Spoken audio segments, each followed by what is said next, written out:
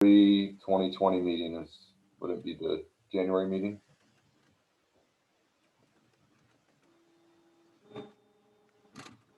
Correct.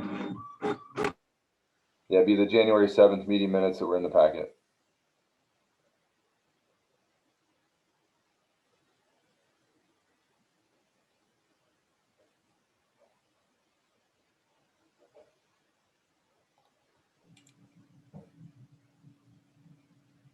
Do I hear him? So moved. John Dostart, City of Altoona. Thanks, John. Is there a second? Second, Steve Neighbor. Thanks, City Steve. of Des We Moines. have a motion and a second. Any further discussion on the approval of the meeting minutes of the January 7th tech meeting? Anyone opposed to that motion? Hearing none, that motion's approved. The meeting minutes are approved. Next up is a presentation for ITS. Yeah, and I can kickstart this. So the MPO staff has been working on updating the regional ITS architecture, Z specifically, and talked about this a few months ago about some of the data we're collecting.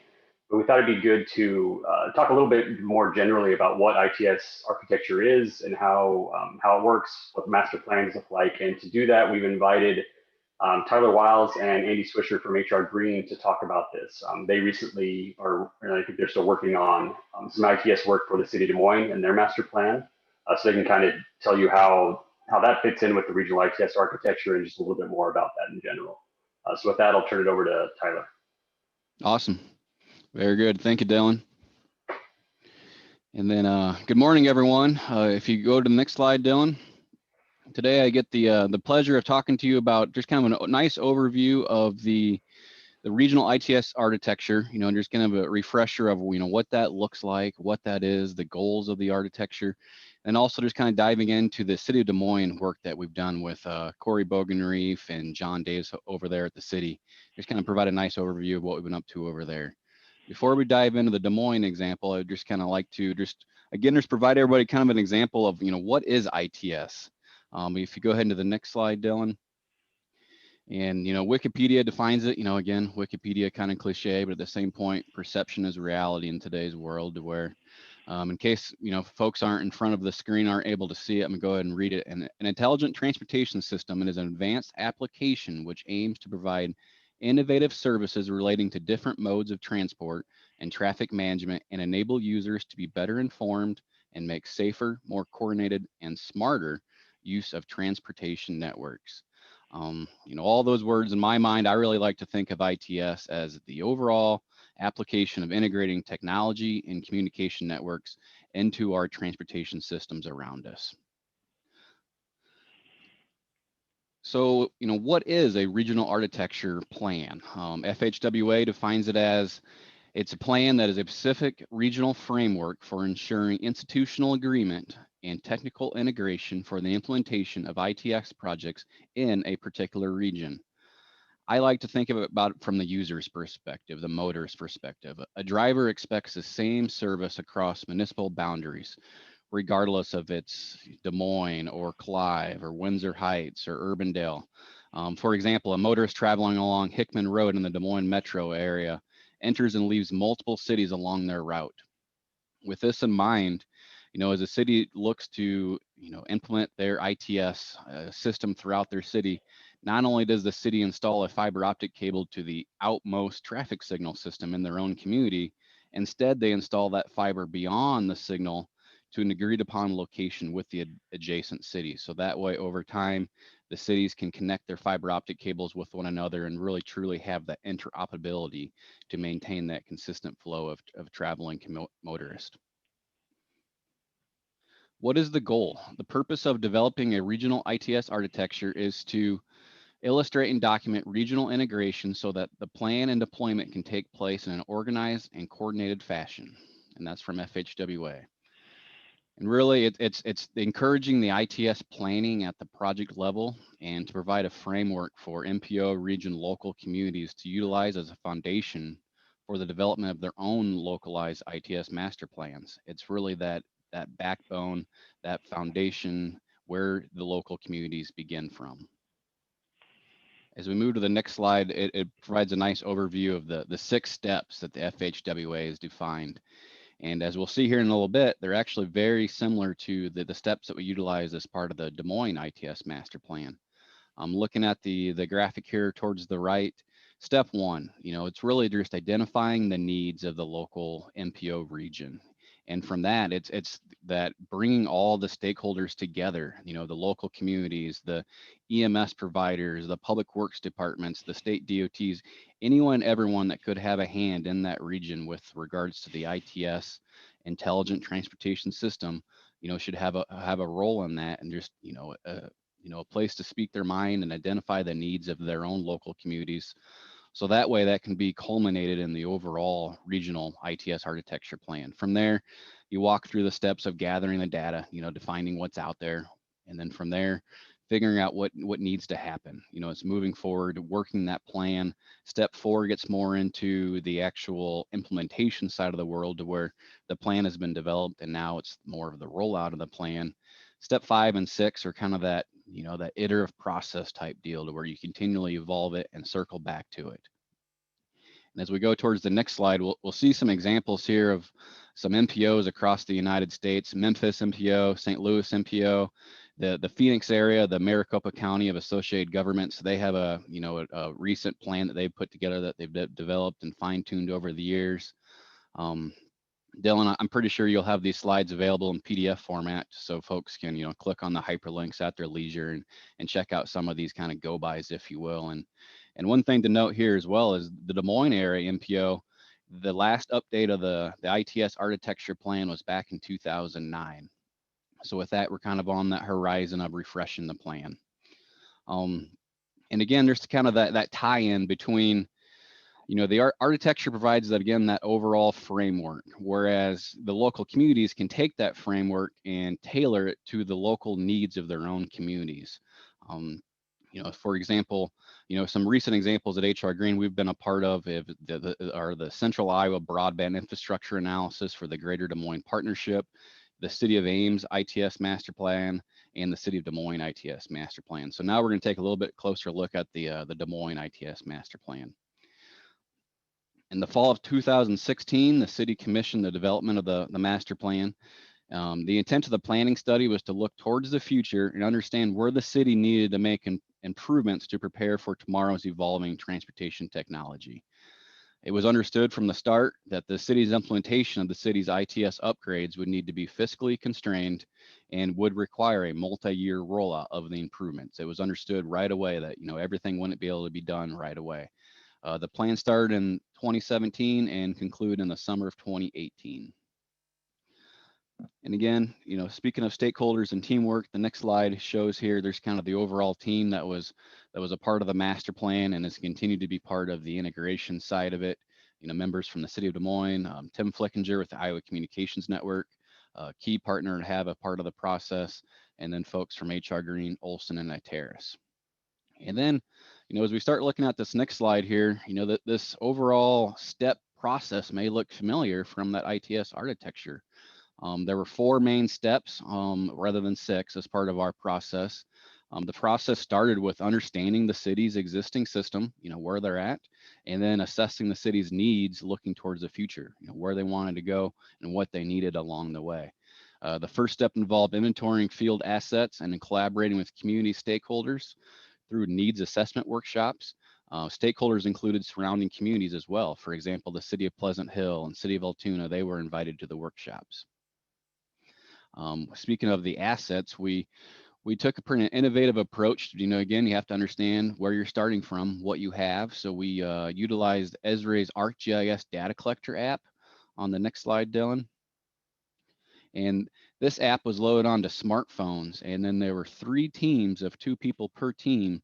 And over the course of a week, we traversed the entire city of Des Moines and inventoried every single traffic signal cabinet, and about 35 pedestrian signal cabinets, and then 95 school flasher cabinets, and then 8 DMS locations. And then, one of the nice things about the app, it provided a consistent approach, and we utilized, pre-built collection forms, and then all the photos that we took along the way were geotagged. And as we move to the next slide, from there, the study moved through the alternatives, evaluation, and improvement options section, along with the concept design and cost estimate section, again, putting reality to the wish list, if you will. And then again, this whole process followed the FHWA systems engineering V diagram process. And ultimately, the overall study culminated in the ITS master plan and the deployment strategy document. As we take a look at the next slide, what that deployment strategy looks like is an 8-phase approach, again, with an annual budget of around $1.5 million. And first and foremost, the master plan focuses on the priority of implementing backbone fiber communications along, and we'll see here that there's 3 backbone rings that we identified as part of the plan throughout the city. And then also just the replacement of the traffic signal controllers within the cabinets, and installation and replacement of the Ethernet switches in the traffic signal cabinets. As we move to the next slide here, I realize this slide is difficult to read for everyone, but really this was just kind of a nice high-level exhibit that was included in the master plan that identified the upgrades throughout the city and also identified what phase of the plan those upgrades would be made. The next slide here, it just kind of provides a nice overview of the 3 rings throughout the city: Ring A, Ring B, Ring C, and then also identifies there's 6 hub site locations. And again, this is diving into the weeds a little bit, but just in the world of fiber and communications, there's distribution fiber and there's backbone fiber that connects everything up. So we won't dive into the weeds on that one, but go ahead and go to the next slide, Dylan. Phase 1, what we are, which is going to be constructed here this summer. We looked at Ring A there on the northeast side of the community. And then we focused our efforts along the corridors of MLK Parkway, 30th Street, and University Avenue. Again, kind of looking at the downtown, east-west core, commuter route, 30th Street and University, again at the Iowa State Fairgrounds. And then we started turning our attention up along Hubble Avenue, going up towards the northeast there. And there are about 28 locations that we are going to replace the controller and update the Ethernet switches, as well as provide some additional battery backup systems and CCTV camera systems. Next slide. And I won't dive into the details on this one, but again, as part of that master plan and implementation process, you have to kind of go through how is that fiber going to be laid out. And there's different distribution options that are out there with the fiber being brought into each and every signal cabinet, or it can be done in splices outside of the cabinets and handholds. Ultimately, we ended up going with the route to where the splices are made in a splice enclosure outside of the cabinet. And this has some advantages associated with it to where, as the city looks towards the future and smart city endeavors, that unused fiber today can potentially be used in the future for other applications. Next slide. This is just kind of just a quick little snapshot of one of our key maps that was included in the plan set there, and it just identifies each of the 28 locations, and then the blue squares indicate where splices need to be made within existing splice enclosures and underground handholds. And it just provides the contractor a nice kind of a key map for their work. Next slide.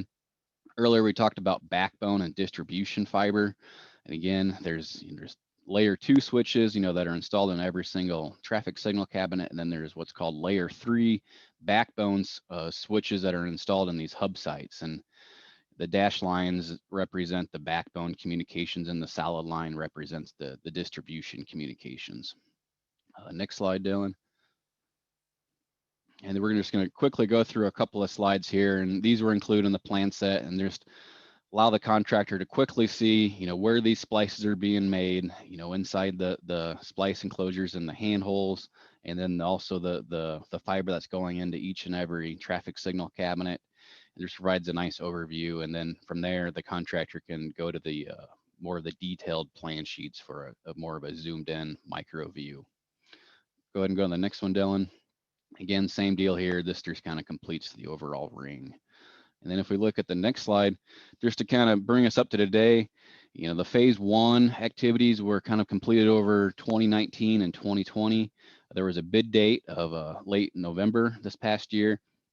The project's been awarded to a local contractor, and they're planning on getting started here soon with finishing up here and later this year. And then currently, we're in the process of putting together the phase 2 plans. And with the phase 2 plans, we continue kind of looking at Ring A there in the northeast side, going up Hubble, up towards Altoona at Broadway there.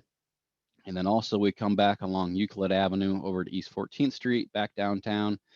And then as part of phase 2 as well, we turn our attention to Ring C as we go down Fleur, along Army Post Road and up Southeast 14th Street with Indianola Avenue included there. So we're pretty excited about it. And the bid date for the phase 2 package here will be this later this fall. So with that, I'll turn it over to the next slide here and just have our contact information for myself, Andy Swisher, and then we've also included Corey Bogenreef on the slide. He's the project manager for the city of Des Moines on this project. So with that, Dylan, I'll turn it over to you and we can answer any questions now or later or however you'd like.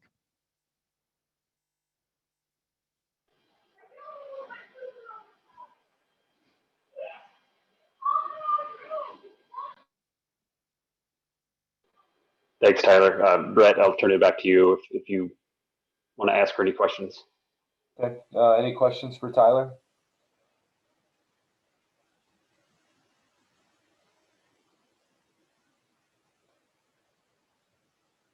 All right, thanks, Tyler, for that presentation and overview, and you know, look forward to seeing the implementation happen. Awesome, thank you. All right, next up is a report and vote on the election of calendar year 2021 officers. Yeah, thanks, Brett. That time of year again to do our elections. We had a committee chaired by the chair appointed Mike Ludwig and Eric Peterson to serve as the nominating committee.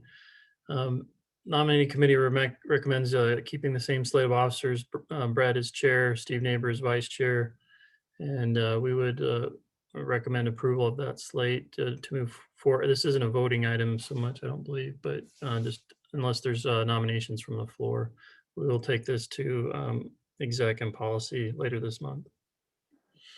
This would be a voting item. I'm sorry, I don't have the agenda in front of me. My apologies. So we wouldn't need a vote on it.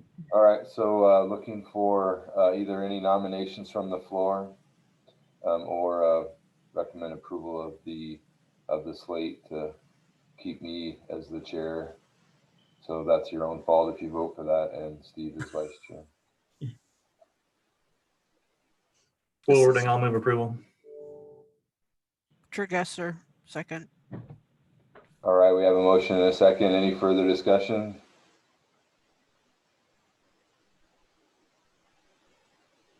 Anybody want to vote against that motion?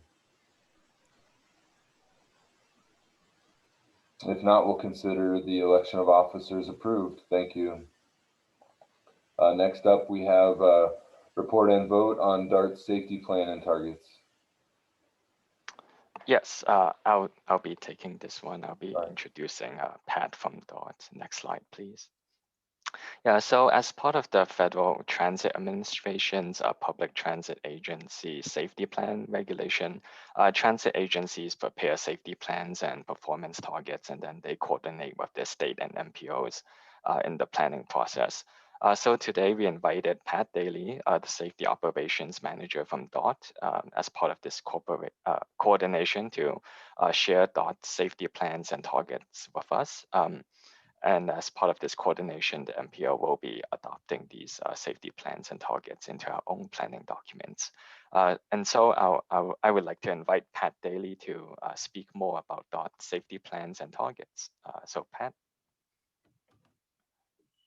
Good morning. Thank you. Thank you for having me. Yeah, the Public Transit Agency Safety Plan is a mouthful, so it's been whittled down to just agency safety plan now so that we can save about an hour a day pronouncing things. Why did the FTA require us to put together an agency safety plan?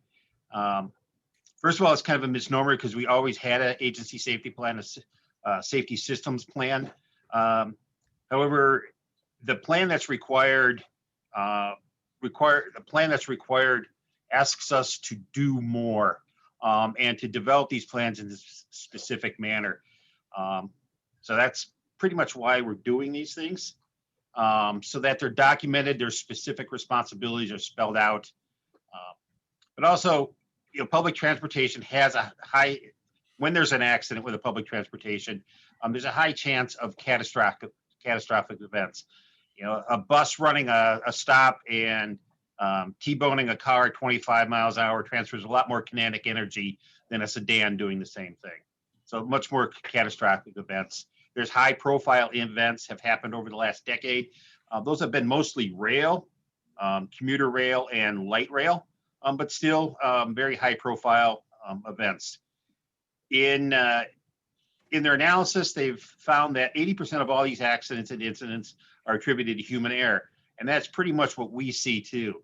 The majority of our accidents, whether they be accidents or contact events, a mirror, ticking on a light pole or a sign, a bus just turning a little too short and crunching a fender.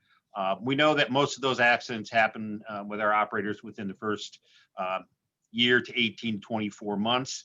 And it's just they're not used to driving. It is human error. We know that there's a lot of errors that are related to accidents are due to organizational weaknesses. At times, people have just gone out, changed routes, put in stops, given vehicles to people without looking at what would happen with those changes. The management of that change has not been too effective in many places. And that, again, this lack of management oversight has resulted in some catastrophic events. So next slide, please. So the requirements of the agency safety plan, these are specific new requirements that have not been required of us in our prior plans, are that the plan is reviewed and approved by both our CEO and the DART Commission. We did get approval for our safety plan from the commission at the December meeting. It provides for us, requires us, to undergo an annual review and update of the safety plan. Did we add new buses? Do we have new routes? What things have changed that we need to change our processes? What was have we analyzed for any operational drift? Have operators actually out on the route found a better way to do things than what we have spelled out to do? So we'll go through all that and review that. And we're required to update or to certify with the FTA that we've done that. That certification is simply a web portal checkbox, but then we are subject to triennial review where they can pull any of this information and say, okay, here's your plan, prove to us you're doing it. The plan also requires us to be in compliance with the public safety, public transportation safety plan and the national safety plan. And that's where our safety performance targets come from. And it also requires that there be an executive who is in charge of maintaining the plan and that it's maintained within the a safety management system setup. So next slide, please. So some of the specific elements of our safety plan is that we've adopted a safety management system that comes out of aviation. And there's really 4 pillars of that. And it's to put it to 4 elements of the safety management system. We've got a safety management policy, which lays out our commitment to safety management and details who is responsible for what.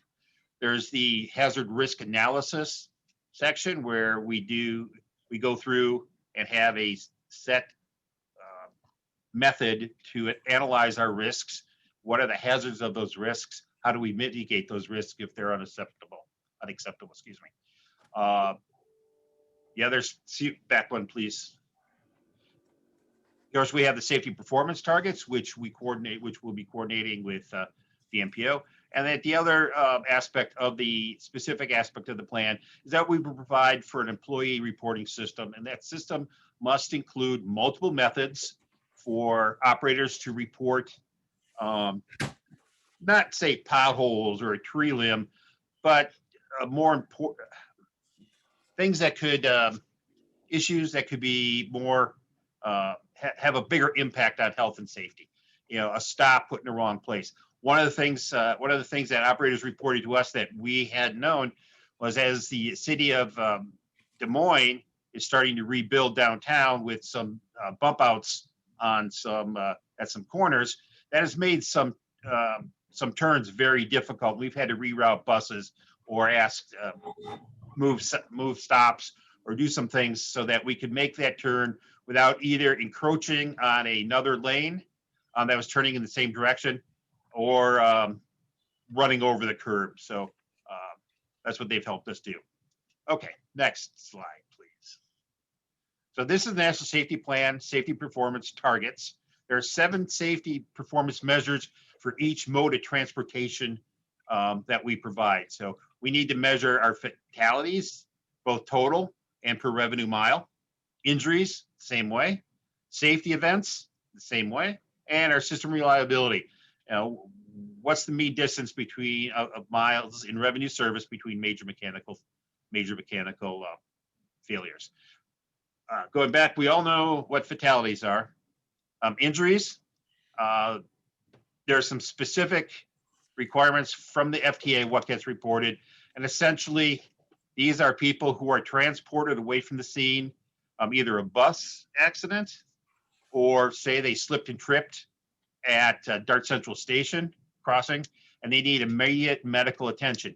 That would be an injury that's reported. Unless if they're not transported for immediate medical attention, that injury does not get reported on this plan. So we still look at that as part of our internal process to improve things. Safety events would be any number of things that rise to certain different levels. A loss of greater than $25,000, or excuse me, combined property damage in excess of $25,000. In the event of a collision, was a vehicle that was involved in the collision towed away from the scene due to disabling damage? Again, was somebody transported from the scene for medical attention? Those are all kind of safety events. Then we also add fires and other things. So that's what gets reported. And then system reliability is pretty much self-explanatory. So next slide, please. So these are DART safety performance targets. As I mentioned, for this current fiscal year, as I mentioned earlier, we measure a lot of stuff. We have all the information out here, but we weren't tracking it in this manner. We were tracking all injuries, not just the reportable injuries. So we're kind of pulling the trees out of the forest here to see a little bit better, get a better idea of those major events. These are really what's reported here are the events that hurt people, cost people money, and are major inconveniences to individuals.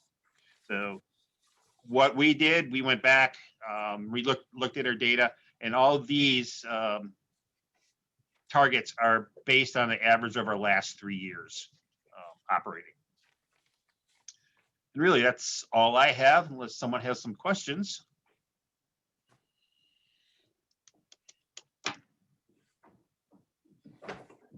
Okay. All right, any questions?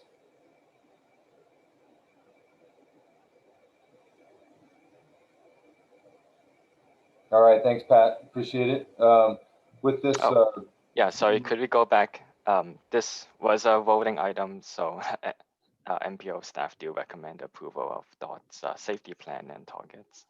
yeah, so with that, looking for approval of the DART safety plan and targets.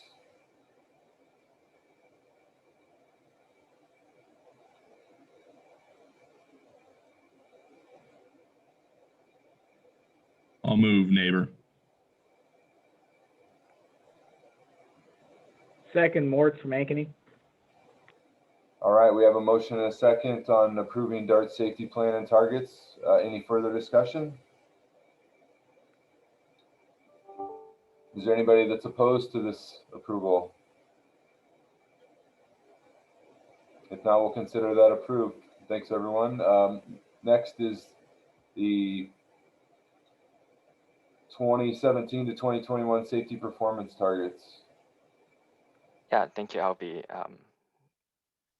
introducing this again. Yes. So last month we presented on the MPO safety performance and these safety performance targets are part of Federal Highway Safety Improvement Program, in which state DOTs and MPOs annually report their safety performances. As part of current regulations, the term target is used, but MPO committees have expressed that they do not approve of using this term targets. So back in 2020, within the MPO planning area, there was a recorded 38 fatalities, 138 serious injuries, and 27 non-motorized fatalities and serious injuries. Next slide. So within the agenda packet, there should have been a detailed report on these safety targets.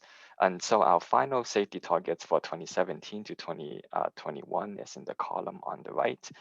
In the middle was the safety performance in 2020, and in the column on the left was our baseline for 2015 to 2019. Last month, we were still calculating the fatality and serious injury rates. And so based on DOT estimates on reduction in statewide travel and also reductions in traffic counts within the MPO metro, we are using a 12% reduction in VMT from the previous year to calculate those rates. If you have any questions on these final 2017 to 2021 safety targets, I can take them at this time. Otherwise, staff recommends approval of these safety targets. All right, any questions for Z on the 2017 to 2021 safety targets? If not, looking for a motion to approve. Move to approve, Ms. Miller. Thank you.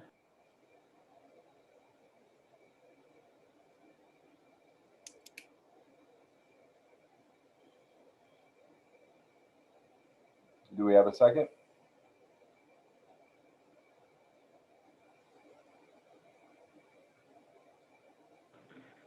Second, Moritz from Ankeny. All right, we have a motion and a second. Any further discussion on the safety targets? Anyone wishing to vote against this motion? Hearing none, we'll consider that approved. Thank you. Next up is a report on the MPO appointment to the SUDAS Board of Directors. Yeah, thank you. It's that time we have to have a rep for SUDAS board that comes due every few years. Mark Miller from the city of Ankeny has been the representative and done a nice job for the MPO. His term is ending and he has offered to continue to serve as the MPO's representative, but we also wanted to see if anybody else was interested. We would take all nominations to exec and policy for approval. So this is just a time to see if anybody else was interested in serving on the board.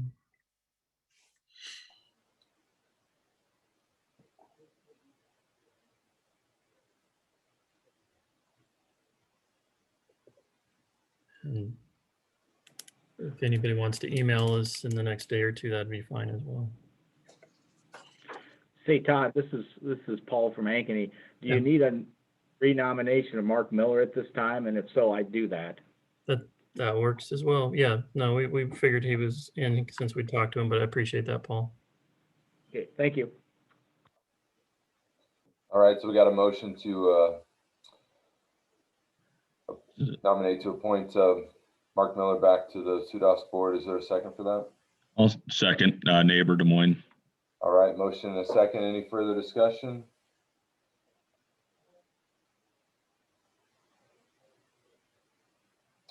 Hearing none. Anyone opposed to this recommendation? Hearing none, we'll consider that approved. Thanks, Mark. Appreciate your willingness to continue. Next up is a report on the federal fiscal year 2022 to 2025 Transportation Improvement Program development. Yes, thank you. As you all know, this is about the time that MPO begins development of the Transportation Improvement Program, or the TIP. This includes federally funded transportation projects in the region for the next 4 fiscal years. And we begin developing this document by looking at projects that have received federal funding, and we take input from our member communities and other agencies in the region that have received funding to make sure that the projects are programmed correctly and the amounts and the programming year and that kind of information is appropriately included in the new tip that's being developed. So over the next few weeks, MPO staff is going to reach out to the member communities to get feedback on their projects. And so we would like to hear from them by the end of March. The intent is to receive that feedback and have a draft document ready for review by the end of May, following which we receive public input as well as other input on corrections or other modifications and updates. We also submit a draft copy to the DOT for review. And after all the corrections have been made and everything is finalized, the final tip document is submitted to the DOT on July 15th. One of the things that we ask our communities when they're reviewing their projects is to make sure that projects that are programmed in the current fiscal year, which is fiscal year 2021, they all need to receive federal authorization by the end of the fiscal year, which is September 30th. If for some reason they are being delayed and they may not be able to receive authorization by the end of that time, we request that you let us know so that we can roll the project to fiscal year 2022 so that it can be included into the tip that's being developed. So with that, if you have any questions about the tip development process as well as the schedule, I'll be happy to take any questions at this time. Thank you. All right, any questions for Shreyoshi on the tip development?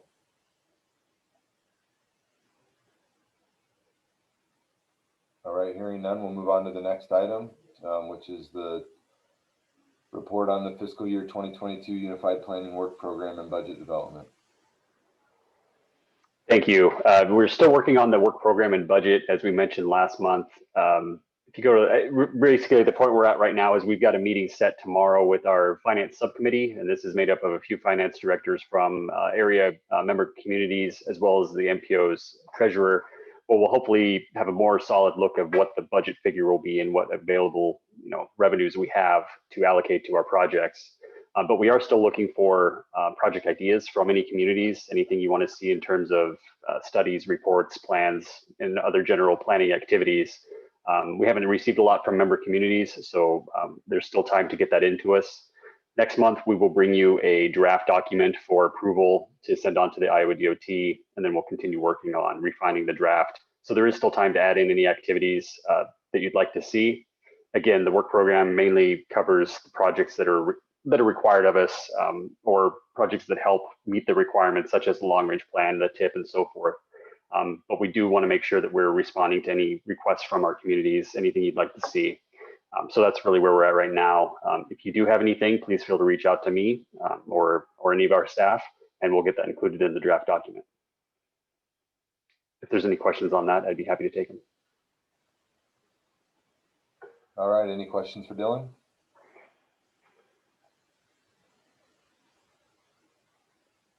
Thanks, Dylan. We'll move on to the next, which is a report for federal fiscal year 2025 Surface Transportation Block Grant applications.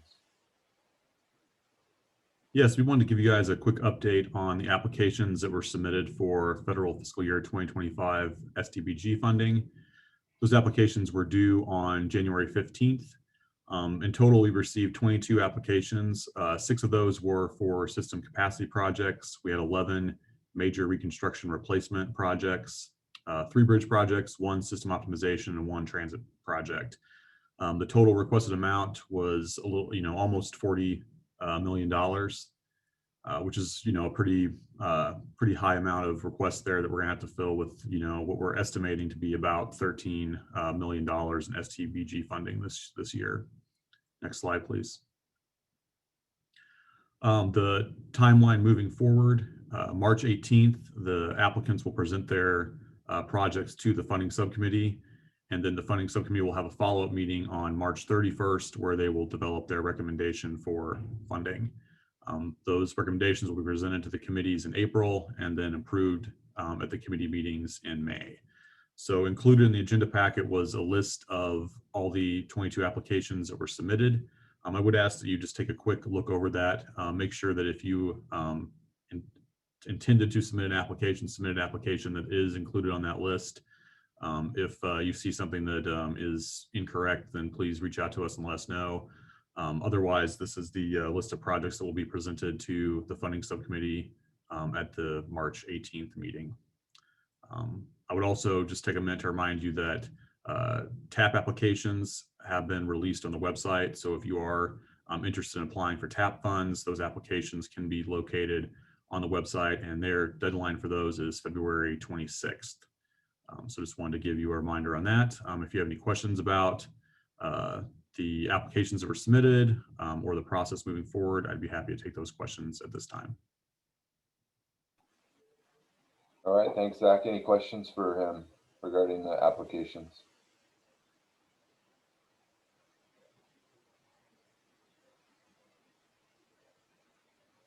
All right, moving on. Next up is a report on the priority project list for the annual DC trip. Yes, we've been working on updating this list over the past few months. As you all know, we annually solicit changes to this list. I believe we requested changes to be submitted back in December. We sent this list back out a few weeks ago and asked if there needed to be any changes to it. The list was included as part of your agenda packet. I would note that since the agenda was released, I have had a couple of communities reach out and request some changes to that list. So we sent out a list this morning that had those updated changes. As of right now, that's the list that will go forward to the funding subcommittee, who will review it at the March 31st meeting. I would also note that this list may be used for any new federal transportation packages that might be released. We have heard some rumors that there might be something like earmarks or some kind of just, demonstration type funding that could go to larger scale projects as part of a stimulus package. If that does happen, then this list would serve as a starting point for projects that funding could go towards. If you have any questions about the priority list, I'd be happy to take them at this time. Otherwise, we'll be taking this list to the funding subcommittee for their review, and then we'll bring it back for final approval, probably in April-ish timeframe. All right, any questions or comments for Zach on the priority list for the DC trip?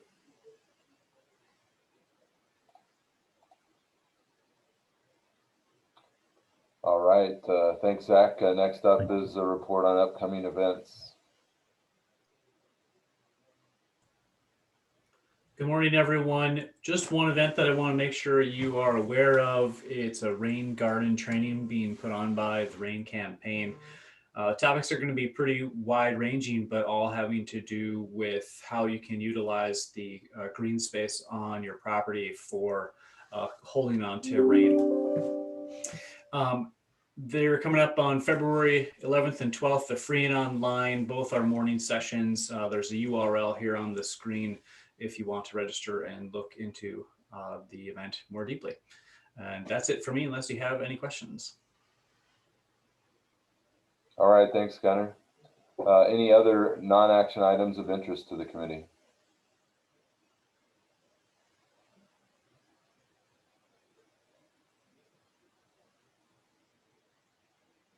All right, hearing none, next meeting date is March 4th, 2021.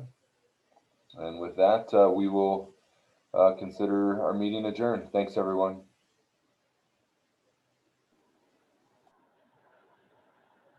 Thank you. Thanks. Thank you.